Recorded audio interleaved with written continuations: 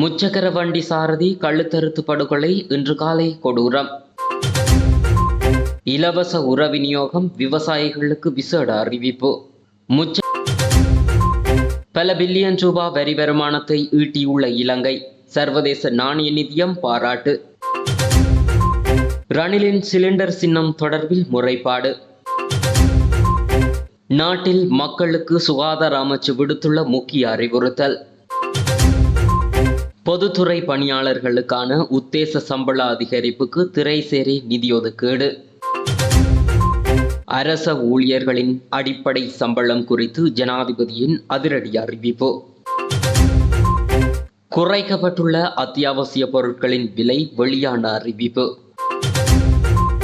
முச்சக்கர வண்டி சாரதியொருவர் இன்று காலை கழுத்தறுத்து படுகொலை செய்யப்பட்டுள்ளதாக காவல்துறையினர் தெரிவித்தனர். பத்திரமுள்ள அக்குரேகொட அருப்பிட்டிய 10வது லேன் பகுதியில் இந்த கொடூர சம்பவம் இடம்பெற்றுள்ளது. இன்று காலை முச்சக்கர வண்டி பழுது பார்க்கும் நிலையத்திற்கு அருகில் குறித்த நபர் கழுத்தறுத்து கொல்லப்பட்டுள்ளதாக காவல்துறையினர் தெரிவித்தனர். உயிரிழந்தவர் 45 வயதுடைய முச்சக்கர வண்டி சாரதி எனவும் அவர் தொடர்பில் வேறு தகவல்கள் எதுவும் வெளியாகவில்லை எனவும் போலீசார் தெரிவித்தனர். இது தொடர்பாக சந்தேக நபர்களை கைது செய்ய தலங்கம போலீசார் மேலதிக விசாரணைகளை மேற்கொண்டு வருகின்றனர். அக்டோபர் மாதத்திற்குள் 55,000 மெட்ரிக் டன் உரம் நாட்டுக்கு வழங்கப்பட உள்ளதாக விவசாய அமைச்சு தெரிவித்துள்ளது. உலக உணவு திட்டத்துடன் அண்மையில் இடம்பெற்ற கலந்துரையாடலின் விளைவாக இந்த உர களஞ்சியம் கிடைத்துள்ளதாக அமைச்சு தெரிவித்துள்ளது. இதன்படி எதிர்வரும் 2 பயிர்ச்செய்கைகளுக்கு தேவையான உரம் இந்த பருவத்திலிருந்து விவசாயிகளுக்கு இலவசமாக வழங்கப்படும் என கூறப்பட்டுள்ளது. இதற்கமைய 1968ஆம் ஆண்டு முதல் உலக உணவு திட்டம் நாட்டில் ஊட்டச்சத்து குறைபாட்டை ஆதரித்து விவசாயிகளின் உற்பத்தி மற்றும் வருமானத்தை மேம்படுத்துகிறது. சர்வதேச நாணய நிதியம் வழங்கிய வரி இலக்குகளை நோக்கி இலங்கை படிப்படியாக நகர்ந்து வருவதாக ஜனாதிபதி அலுவலக அரச வருவாய் பிரிவின் பணிப்பாளர் KKI எரண்டா தெரிவித்துள்ளார். அதன் அடிப்படையில் ஜனவரி மாதம் 1ஆம் திகதி முதல் ஆகஸ்ட் 5ஆம் திகதி வரையான காலப்பகுதியில் 2121 பில்லியன் ரூபாய் வரி வருமானத்தை இலங்கை ஈட்டியுள்ளதாக தெரிவித்துள்ளார். மேற்படி காலப்பகுதியில் உள்நாட்டு இறைவரி திணைக்களம் 1025 பில்லியன் ரூபாவும், இலங்கை சுங்க திணைக்களம் 815 பில்லியன் ரூபாவும், மதுவரி திணைக்களம் 115 பில்லியன் ரூபாவும், ஏனைய நிறுவனங்களில் இருந்து 165 பில்லியன் ரூபாவும் வரிகளாக வசூலிக்கப்பட்டுள்ளன. வரி வருவாய் இலக்குகளுக்குள் இலங்கை தொடர்ந்தும் இருக்கும் என சர்வதேச நாணய நிதியம் தெரிவித்துள்ளதாகவும் பணிப்பாளர் தெரிவித்துள்ளார். உலகின் ஏனைய வங்குரோத்து நாடுகளுடன் ஒப்பிடுகையில் இலங்கையின் பொருளாதாரம் வேகமாக முன்னேறியுள்ளமைக்கு சர்வதேச நிதியம் தனது பாராட்டுக்களை தெரிவித்துள்ளது. மேற்படி காலப்பகுதியில் அரசாங்கத்தினால் மதிப்பிடப்பட்ட வரி வருமானம் 2005 பில்லியன் ரூபாவாகும். இந்த வருட இறுதிக்குள் அரசாங்கத்தில் எதிர்பார்க்கப்படும் வரி வருமானம் 4127 பில்லியன் ரூபாவாகும். இதில் 2024 பில்லியன் ரூபாய் உள்நாட்டு இறைவரி திணைக்களமும், 1533 பில்லியன் ரூபாய் சுங்கமும், 232 பில்லியன் ரூபாய் மதுவரி திணைக்களமும் பெற வேண்டும் என எதிர்பார்க்கப்படுகிறது. ஜனாதிபதி ரணில் விக்ரமசிங்கவுக்கு சிலிண்டர் சின்னம் வழங்கப்பட்டமை தொடர்பில் ஜன அரகலேய புரவெசியோ என்ற அமைப்பின் பொது செயலாளர் சானக்க பண்டார என்பவர் முறைப்பாடு செய்துள்ளார். இவர் குறித்த சின்னம் தொடர்பில் தேர்தல்கள் ஆணைக்குழுவுக்கு முறைப்பாடொன்றை அளித்துள்ளதாக தெரிவிக்கப்பட்டுள்ளது. அந்த முறைப்பாட்டில் 2023ஆம் ஆண்டில் உள்ளூராட்சி தேர்தலில் போட்டியிடுவதற்கு தமது அமைப்புக்கு சிலிண்டர் சின்னம் வழங்கப்பட்டுள்ளதாக அந்த அமைப்பின் பொது செயலாளர் குறிப்பிட்டுள்ளார்.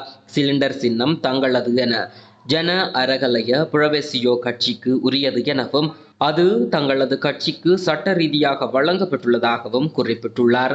எனவே சுயேட்சை வேட்பாளராக களமிறங்கியுள்ள ஜனாதிபதி ரணில் விக்ரமசிங்கவுக்கு வழங்கிய சிலிண்டர் சின்னத்தை மீளப்பெறுமாறு கோரியுள்ளார்.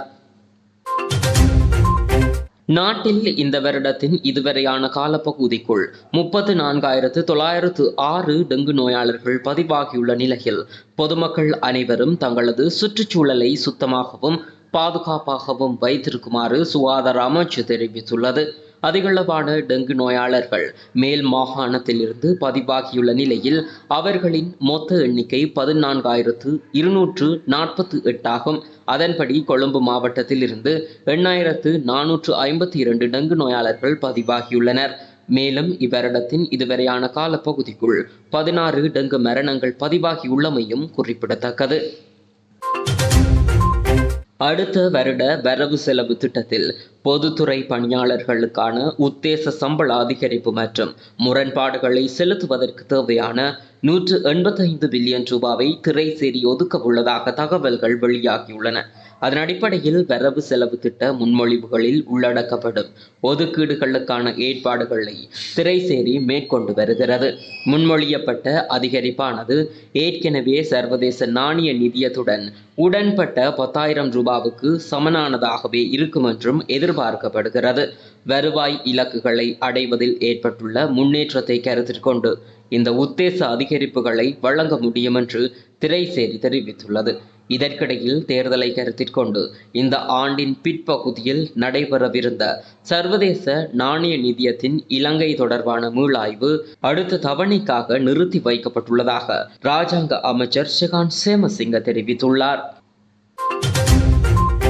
அரச ஊழியர்களின் அடிப்படை சம்பளம் 55,000 ரூபாவாக அதிகரிக்கப்படும் என ஜனாதிபதி ரணில் விக்ரமசிங்க தெரிவித்துள்ளார். அனுராதபுரத்தில் நேற்று இடம்பெற்ற ஜனாதிபதி தேர்தல் பிரச்சார கூட்டத்தில் கலந்து கொண்டு கருத்து தெரிவிக்கும் போதே அவர் இதனை குறிப்பிட்டுள்ளார். இது தொடர்பில் அவர் மேலும் தெரிவிக்கையில், அடுத்த வருடத்தில் அரச ஊழியர்களுக்கான வாழ்க்கை செலவு கொடுப்பனவு 25,000 ரூபாவாக அதிகரிக்கப்படும். அரச ஊழியர்களுக்கான அடிப்படை சம்பளம் 55,000 ரூபாவாக அதிகரிக்கப்படும். நாட்டின் எதிர்காலம் கருதியே அனைத்து கட்சிகளும் இன்று ஒன்றிணைந்துள்ளோம். இந்த நாட்டின் பொருளாதாரத்தை சஜித்தோ அனுரவோ மீள கட்டியெழுப்பவில்லை. சிலிண்டர் விலை 6,000 ரூபாய் வரை உயரும் போது சஜித் அனுர போன்றவர்கள் எங்கே இருந்தனர் என கூற வேண்டும். அதற்கான பதிலை அவர்கள் வழங்கவில்லையாயின் தேர்தலில் போட்டியிடுவதற்கு பொருத்தமற்றவர்கள் ஆவார் என கூறியுள்ளார். அத்தியாவசிய உணவுப் பொருட்கள் சிலவற்றின் விலைகள் குறைக்கப்பட்டுள்ளதாக தெரிவிக்கப்பட்டுள்ளது. குறித்த விடயத்தை லங்கா சதோச நிறுவனம் தெரிவித்துள்ளது. இந்நிலையில் குறைக்கப்பட்ட உணவுப் பொருட்களின் விலைகள் அறிவிக்கப்பட்டுள்ளது.